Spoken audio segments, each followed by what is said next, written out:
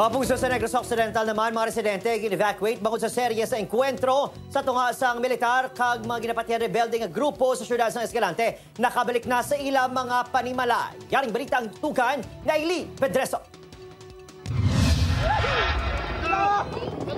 Nakabalik na sa ilang mga puloy-an sa Sabado ang kapin 400 ka mga residente sa barangay Pinapugasan, Escalante City, kag barangay San Isidro sa Banwas Tuboso, nga gin-evacuate bangod sa serye sang enkwentro sa militar kag New People's Army sa sitio Mansulao, barangay Pinapugasan, Escalante City, Negros Occidental.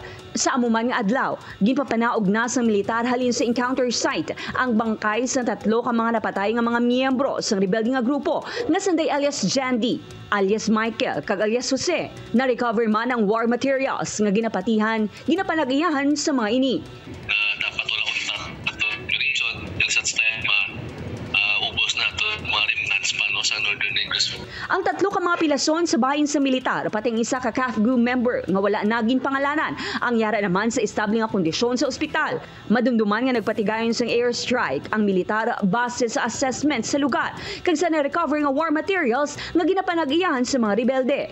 Sa opisyal nga pahayagan ng pagwa ni Escalante City Mayor Melesio Yap Jr., hugot sini nga ginakondenar ang presensya sa rebelde nga grupo sa lugar. Nagapanawagan man ini sa mga residente nga padayon nga magkooperar sa otoridad.